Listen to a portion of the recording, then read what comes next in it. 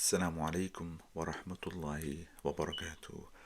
الحمد لله رب العالمين، والصلاة والسلام على سيدنا ونبينا محمد وعلى آله وصحبه أجمعين، وبارك وسلم تسليما كثيرا مزيدا دائما إلى يوم يبعثون وبعد.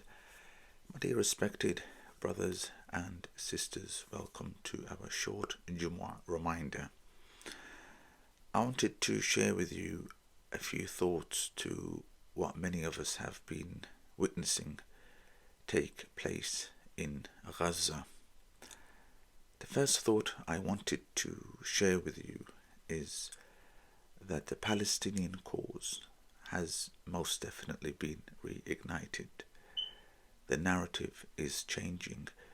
Many of us, we thought that the Palestinian struggle, the Palestinian cause, had come to an end, especially with its neighboring Muslim countries normalizing ties with Israel. We thought this is the end of Palestine. But post October the 7th, we have seen millions of people, Muslims and non-Muslims, around the world come out in support of the Palestinian people, our brothers and sisters, calling for a ceasefire, calling for the end of this genocide, the end of the ethnic cleansing of a group of people, and this is what it is.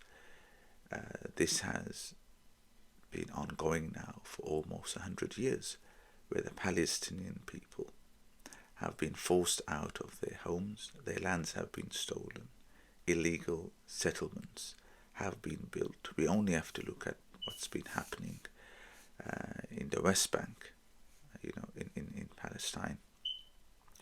And then we have also witnessed and we have seen governments, politicians, people of authority, sports personalities, celebrities, their stance on Israel has changed. People's thoughts on Israel are always changing. So the first thought I wanted to share with you is that the Palestinian cause has truly been reignited. The second thought I wanted to share with you is that there are more and more Muslims now returning back to Allah subhanahu wa ta'ala. More and more Muslims are wanting to learn about their religion. They want to pray. They want to, learn Quran. They want to study the Quran. They want to learn about the history of Palestine and what's happening and why is it happening. And we've also seen that there are now non-Muslims reverting back to Islam, taking their Shahada.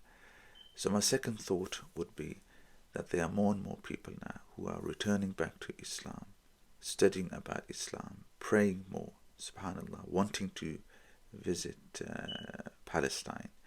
And one musibah which brings you closer to Allah subhanahu wa ta'ala, one calamity which brings you closer to Allah subhanahu wa ta'ala, it's far greater than 1,000 blessings that take you away from Allah subhanahu wa ta'ala. And very briefly, the final thought that I wanted to share with you is that the Palestinian blood will not go to waste.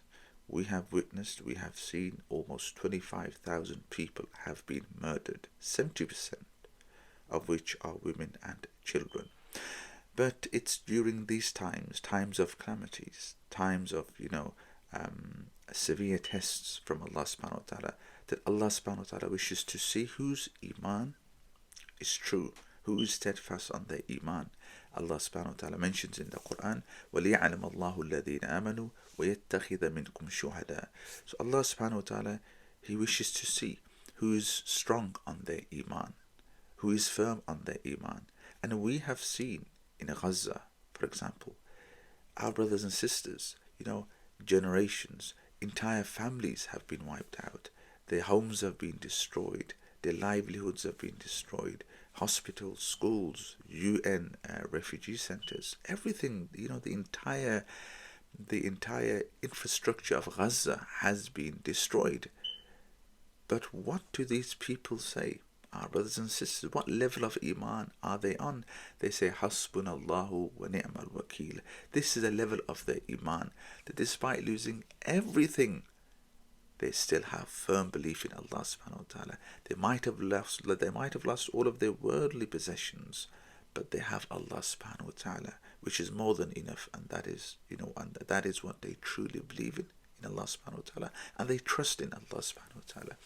And secondly, Allah mentions وَيَتَّخِذَ مِنْكُمْ شُهَدَاءَ, and that Allah subhanahu wa ta'ala, He chooses from you shuhada, and these people who have died in this struggle, they have died as shuhadas. And what does Allah subhanahu wa ta'ala say regarding the shuhada, regarding the martyrs? Allah says, وَلَا تَقُولُوا لِمَنْ يُقْتَلُ فِي سَبِيلِ اللَّهِ أَمْوَاتٌ بَلْ أَحْيَاءٌ وَلَكِنْ لَا تَشْعُرُونَ.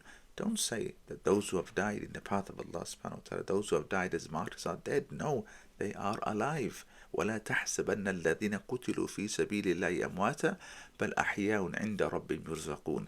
With Allah subhanahu wa ta'ala, they are truly alive. So what can we do for our brothers and sisters in Palestine and Gaza? Number one is to make dua, and number two, to support them as much as possible, whether it's with our money, whether it's donating clothes, medicine, giving our time to them. For example, studying, drawing awareness, spreading messages, sharing messages. This is the least that we can do for our brothers and sisters in Gaza. أقول قولي هذا واستغفر الله لي ولكم ولسائر المسلمين فاستغفروا إنه هو الغفور الرحيم. فجزاكم الله خير والسلام عليكم ورحمة الله وبركاته.